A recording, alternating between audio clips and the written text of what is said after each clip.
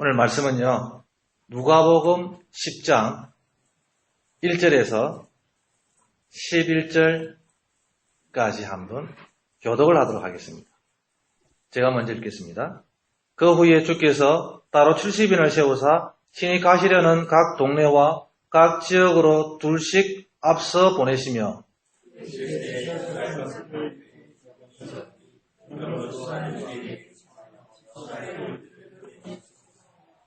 갈지어다 내가 너희를 보냄이 어린 양을 이리 가운데로 보냄과 같도다.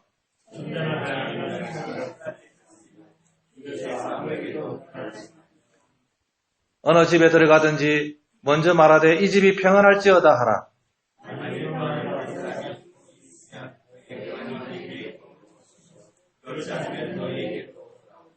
그 집에 유하며 주는 것을 먹고 마시라. 일꾼이 그 삭을 받는 것이 마땅하니라. 이 집에서 저 집으로 옮기지 말라.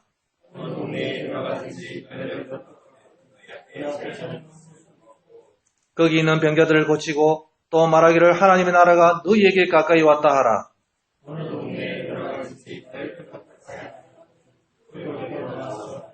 다 같이 읽겠습니다. 너희 동네에서 우리 발에 묻은 먼지도 너희에게 떨어버리노라. 그러나 하나님의 나라가 가까이 온 줄 알라 하라. 아멘. 지난 주간 저는 교회의 선교적 본질이라는 주제로 목회학 박사과정 코스복을 공부를 잘 마치고 돌아왔습니다. 제가 한 주간 체류하면서 캘리포니아와 캔사스는 환경도 다르고 날씨도 다르고 분위기도 다르다는 것을 경험을 했습니다. 또 그리고 또 한 주간 공부하면서 누가복음 이 본문 10장 1절에서 11절 말씀을 가지고 매일 아침마다 수업 시간에 그 본문을 묵상한 것들을 가지고 나누는 그런 시간을 가지면서 실험을 했습니다.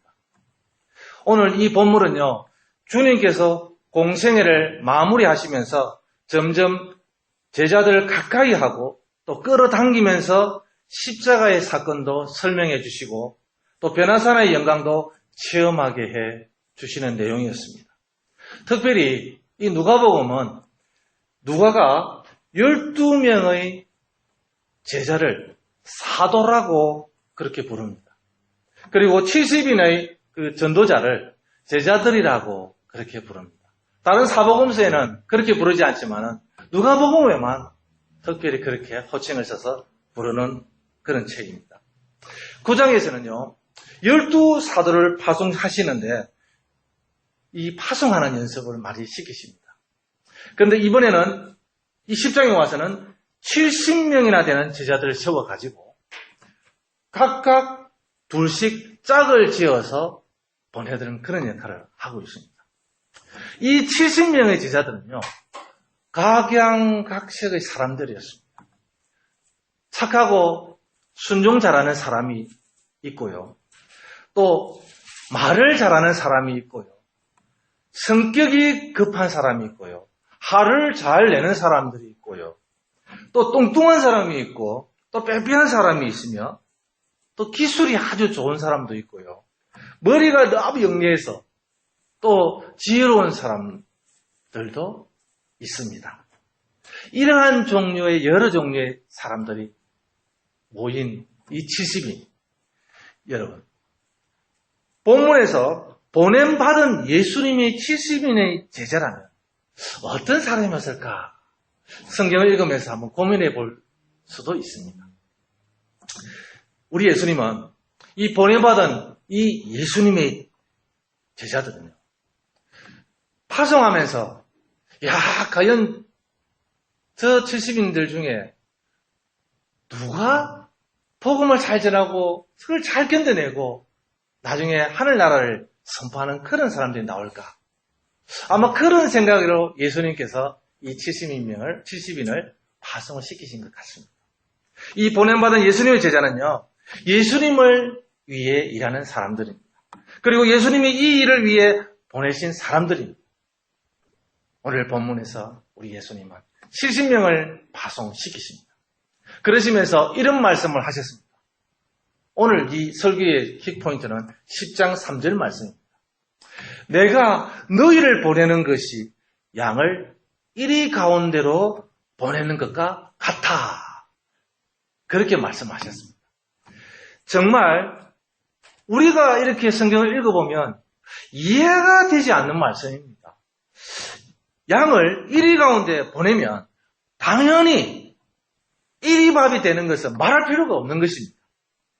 왜 예수님께서 이리 가운데로 보낸다고 했을까요? 오늘 본문 속에 숨어 있는 참 이렇게 깊이 이렇게 보면요. 어떤 것을 발견할 수 있냐면 유대 사람들을 발견할 수 있습니다. 이 유대 사람들은요. 당시 로마의 식민지 백성이었습니다. 경제적 수탈을 당하여서 삶을 힘들게 고달프게 살아가는 사람들이었습니다. 이들 역시 험한 세상을 살다 보니까 이 삶의 상처로 인해 가지고 이리 같은 성격을 소유하고 말았습니다. 예수님은 이런 분들을 보시면서 마가복음 2장 17절에 이렇게 얘기했습니다. 건강한 사람들에게는 의사가 필요하지 않으나 병든 사람에게는 필요하다. 그러면서 나는 의인을 부르러 온 것이 아니요 죄인을 부르러 왔다. 그렇게 말씀하셨습니다. 사실 복음이 필요한 사람은 상처로 말미암아 병든 사람이고 죄인입니다. 그래서 예수님은 복음을 들어야 할 사람을 이리에 비유하고 있습니다. 한번 잘 보세요. 양은 아무런 공격할 수 있는 능력이 없습니다. 한번 생각해 보세요. 양의 모습을 딱 보면 눈은 동그랗게 큽니다. 양의 몸은 아름다운 보송보송한 털로 감싸져 있습니다. 그런데 이 양이 날카로운 이빨이 있습니까? 발톱이 있습니까? 날카로운 발톱이 있습니까? 강한 이렇게 덩치 큰 근육이 있는 그런 양입니까? 아무리 우리가 봐도 이 양은 가엾어 보이고 또 선해 보이고 착해 보이고 그런데 달리기를 하는 거 보십시오. 빠르지도 않습니다. 동작이 느립니다. 쉽게 도망을 할 수가 없습니다. 자기 보호도 제대로 못합니다. 그러한 양들이 이리가 우글거리는 그런 세상에서 목적 없이 생존하기란 참 어렵습니다. 이리 속으로 가는 이 양들은요, 위험에 노출되어서 공격당할 수밖에 없습니다. 마찬가지로 예수님의 70인 이 제자들도 그렇습니다. 하지만 복음을 전하는 제자들은 양과 같아야 합니다. 우리 예수님은 이렇게 말했습니다. 선한 목자다라고 말씀을 하셨습니다. 오늘 이 본문 10장 3절은요. 비유의 말씀인데 여기에 내가라는 그런 말은요. 예수님을 말합니다. 너희는 이라는 말은요. 예수님이 70인 제자들을 말합니다. 이리 가운데로 보낸다 이 말은요. 이리 가운데로 향하여 보냄이 아닙니다. 벌써 이리 가운데에 처한 그들을 보낸다라는 그런 의미입니다. 그러므로 그들은 비상이 깨어 있어야 하고요. 큰 각오를 미리 가지고 나아가야 된다는 말씀입니다. 그 1위는요. 어떻게 표현하냐 하면 세상에서 공중권세 잡은 사탄의 조정을 받은 악한 왕들이라고 그리고 간사한 대제사장들 율법사들, 바리새인들, 그리고 유대인 장로들, 무지한 군중들, 이 모두를 지칭한다고 말할 수 있습니다.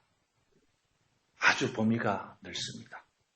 또한 그 1위는요, 한 마리가 아니고 막 때려지어가지고 다니는 그런 짐승을 표현할 수 있습니다.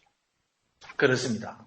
1위는 사탄의 조정을 받는 악하고 강하고 무자비하고 끈질긴 그런 자들입니다.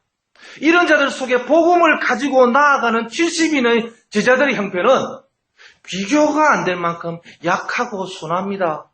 금방 이리들의 그 이빨에 물려서 막 찢겨지고 죽을 수밖에 없습니다. 하나님의 백성과 특히 예수님의 사역자들은요, 이리와 반대되는 성품을 가진 양과 같아서 흔히 그 이리 같은 자들의 먹이가 되기 쉽습니다. 그 이리들은요, 하나님의 사역자들을 미워합니다. 그 이리들은 종종 법과 공의에 있어서 선한 사람을요, 모함을 하는 일을 행합니다. 그런데 우리 예수님께서 핍박을 받으실 줄 알고 70인의 제자들을 이리 가운데로 파송을 시켰습니다. 예수님께서 복음 전파로 나가는 70인의 제자들에게 미리 경고하십니다. 잠시라도 방심하지 말고 기도하면서 죽을 각오로 나가라라는 것입니다. 우리 예수님은 그런 70인의 제자들을 파송하여서 복음을 전하게 하셨습니다. 이 70인 제자들이 각 동네와 각 지역으로 둘씩 나누어서 들어갑니다. 어떤 제자들은 말씀에 순종하여 열심히 복음을 전합니다. 아무것도 가지지 않은 채 아무에게도 모난도 안 하고 어느 집에 들어가서 먼저 평안의 복음을 전합니다. 만나는 집안 사람들로부터 한 대를 받기도 하고요, 거절당하기도 합니다. 그러나 복음만은 담대히 전합니다. 자신들이 일한 품삯도 아무 말 없이 주는 대로 받습니다. 그리고 병자들도 고치고요, 하나님 나라가 가까이 왔다고 말합니다. 결과도 좋습니다. 그러나 다른 어떤 제자들이 있었는데요, 그들은 열심히 복음을 전하려고 어떤 집에 들어갔습니다. 그 집에서 평안을 전하고 머물면서 열심히 일도 했습니다. 그러나 너무 힘이 들었습니다. 주인에게 밥도 제대로 얻어먹지 못하고 핍박을 받기도 했습니다. 너무너무 힘들었습니다. 그리고 일한 품삯도 더 달라고 불만을 터뜨려 보았습니다. 소용이 없었습니다. 품삯도 제대로 받을 수 없었습니다. 그리하여 어떤 제자들은요, 이 집 주인은 너무너무 자린 곱이다, 너무 짜다, 다른 집으로 옮겨가서 그 집에서 머물면서 일하고 복음도 전하자 하고 다른 집으로 옮겨가 버렸습니다. 그러나 다른 집으로 옮겨가도 마찬가지였습니다. 그 집에 머물면서 복음도 전하고 힘들게 일을 했습니다. 결과는 자기가 일한 품삯을 더 달라고 요구해도 제대로 받지 못했습니다. 그 주인은 품삯을 더 주려고 하지 않았습니다. 그리고 복음도 들으려고 하지 않았습니다. 주인의 심기가 나빠졌습니다. 결국에 그들은 그 집에서 쫓겨나고 말았습니다. 그리고 그들은 밖에 나와서 묻은 먼지를 탈탈 털어버렸어요. 그리고 하나님 나라가 가까이 온 줄을 알라! 그렇게 얘기를 했습니다. 복음을 전하러 간 그들은요, 나중에 실패와 좌절을 맛보한 것을 생각했습니다. 무엇이 잘못된지를 깨닫게 되었습니다. 그리하여 제자들은 다시 복음을 전하라는 예수님의 말씀에 순종하며 복음을 전하러 갔습니다. 실패와 좌절을 맛본 그들은 결국에 복음도 잘 전하고 열매도 맺고 아름다운 일을 해내었습니다. 승리의 계가를 우리 예수님께 올려드렸습니다. 누가 보냄받은 일꾼입니까? 여러분, 이 땅에 보냄받은 우리의 삶은 어떻습니까? 복음을 잘 전하고 있습니까? 우리는 평범한 삶을 살아가며 복음을 전하십니까? 아니면 힘든 일을 경험하면서 복음을 전하고 있습니까? 예수님은 말씀하십니다. 마태복음 10장 16절에 보니까 너희는 뱀같이 지혜롭고 비둘기같이 순결하라. 그렇게 말씀하셨습니다. 그러면 뱀같이 지혜롭고 비둘기같이 순결하라는 말씀이 무엇입니까? 하필이면 왜 그 징그러운 그 뱀같이 지혜롭고 비둘기같이 순결하라고 그렇게 말씀을 합니다. 차라리 기왕이면 솔로몬같이 지혜로워라 그렇게 하시면 안 되는지. 그것은 이런 의미가 있습니다. 뱀은요, 자신의 안전을 위해서 위험한 장소에서 자기 몸을 피하는 지혜가 있습니다. 여러분, 뱀을 쫙 보시면은 자기가 두려워하는 대상이 나타나면요, 어떤 모습으로 움츠립니까? 막 이렇게 뱅글뱅글 돌면서 막 이렇게 움츠립니다. 이 세상에서 어려움에 많이 노출되어 있는 사람은 크리스찬들과 사역자들입니다. 이러한 분들이 불필요하게 자신의 교만과 욕심과 명예, 기타 등등 죄를 노출시켜서 삶을 살아갈 때가 있습니다. 오늘 우리 예수님은 뱀같이 지혜롭고 비둘기같이 순결하라. 이런 죄를 노출시키지 말고 뱀처럼 움츠리면서 그렇게 삶을 좀 살아가면 안 되나 그렇게 말씀하시는 거예요. 여러분도 뱀처럼 지혜롭게 이렇게 움츠려 보십시오. 죄를 드러내시지 마십시오.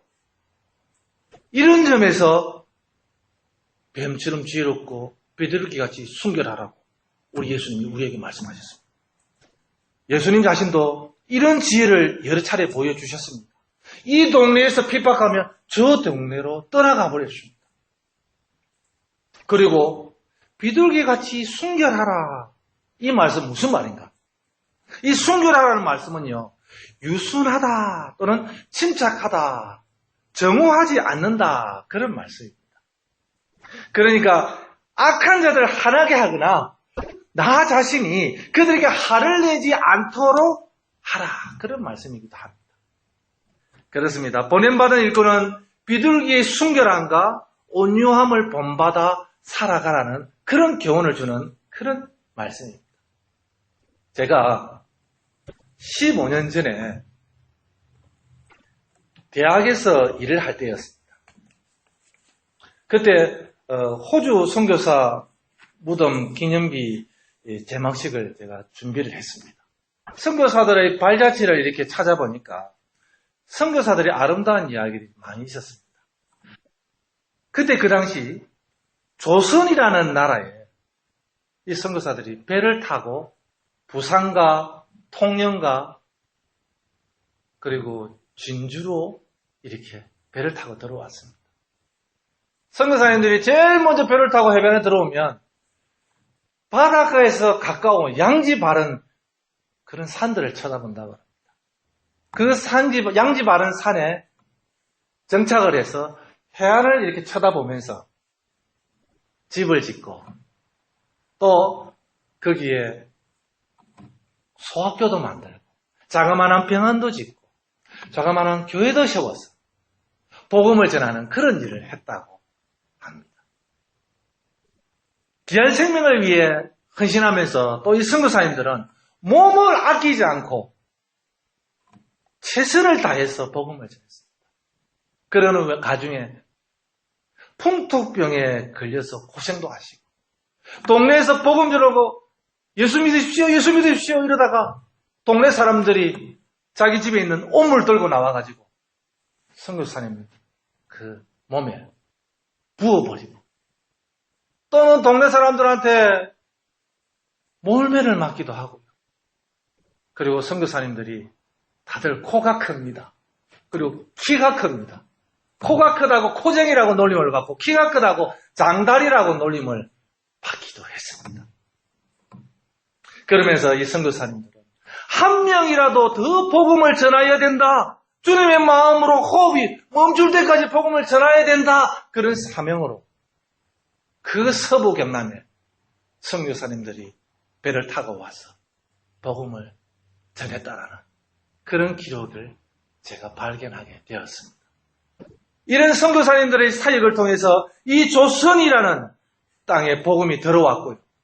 하나님의 교회들이 서부 경남 부산 통영 마산에 세워지면서 한국 땅의 복음이 퍼지기 시작했습니다. 여기에서 저는요, 선교사님들의 아름다운 시절을 조사하면서 이런 흔적들을 찾아볼 수 있었습니다.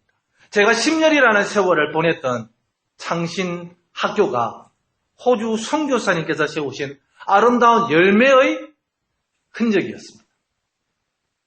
이 학교를 통해서 중학교, 고등학교, 대학교가 세워져서 많은 학생들이 복음을 받고 또 사회에서 하나님의 일꾼으로 섬기며 사역하는 그러한 사람들이 배출되었습니다. 그렇습니다. 하나님께서는 우리 각자 한 사람 한 사람을 양으로 보내셨습니다. 병들어 아프고 소외되고 상처받은 사람을 섬기라고 보내셨습니다. 여러분 기억하십시오. 특별히 하나님께 보냄받은 우리들은 마음의 결심을 하셔야 합니다. 주님은 우리를 양으로 보내셨습니다. 우리가 양으로 살 때 주님의 역사를 이루어 나가신다는 것입니다. 그렇습니다. 우리 모두는 주님께서 파송한 일꾼들입니다. 가정으로, 교회로, 그리고 사회 속으로 십자가 복음 들고 가라고 우리 예수님 말씀을 합니다. 70인의 그 파송이 바로 우리가 보냄받은 제자나 마찬가지다. 그렇게 생각하시면서 신앙생활을 하셔야 된다는 것입니다.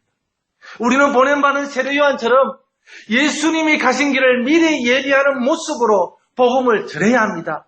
복음을 전할 때 우리가 가서 사역하는 것이 아니고 하나님이 가서 하시는 것이다 라고 생각하고 삶을 살면서 이웃집에 가서 복음을 전해야 한다는 것입니다.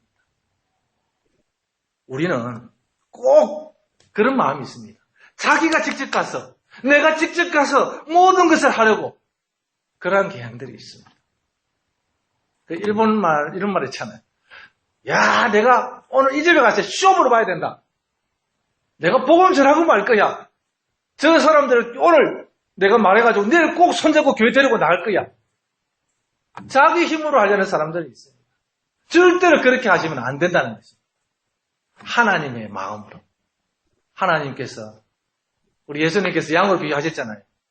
양이 된 심정으로 조용하게 가서 그 집에 가서 위로도 해주고 또 부족한 것이 있으면 그 집에 좀 나눠주기도 하고 아프면 사실 우리는 기도할 수 있잖아요. 기도해 줄게요. 기도 한번 합시다. 그렇게 하면서 손을 잡아줄 수 있는 그런 보냄받은 하나님의 양이 되면 얼마나 좋겠습니까? 저도 오늘 이렇게 말씀을 전하지만은 한 주간 그렇게 공부를 하면서 반성도 많이 하고 눈물도 많이 흘렸습니다. 야, 과연 하나님이 받은 양인데 양으로서 역할을 제대로 못했다. 이제는 뭔가 변화되어야 되겠다. 이제는 양의 역할을 한번 해봐야 되겠다. 남들에게 만날 때마다 좀 친절하게 좀 고개를 숙이면서 좀 그렇게 대하면 안 좋겠나. 그런 마음들이 많이 이렇게 작용을 했습니다. 저는 또 이렇게 우리 교회에서 또 한 주간 또 이렇게 멀리 공부하러 이렇게 보내셔서 이런 좋은 결실을 좀 가져온 것 같습니다.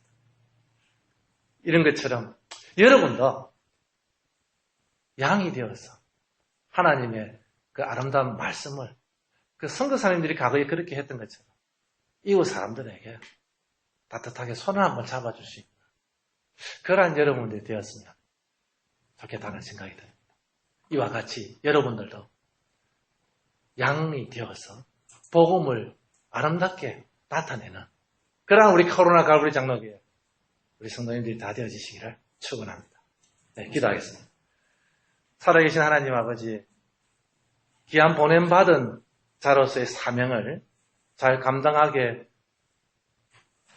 우리에게 힘을 불어넣어 주시옵소서. 너무나 약하고 쓰러지고 넘어지고 자빠지고 이리 가운데에서 물려서 찢기기도 하고 부끄러운 죄를 범할 때가 있습니다. 우리 예수님이 우리와 함께하여 주셔서 그 이리 가운데에서도 지혜롭게 삶을 잘 살게 하시고 복음을 잘 증거하게 하시고 예수님의 영광을 드러내고 아름다운 열매 맺는 그러한 삶을 살아갈 수 있도록 우리 예수님 은혜를 내려 주시옵소서. 예수님의 이름으로 기도드립니다. 아멘.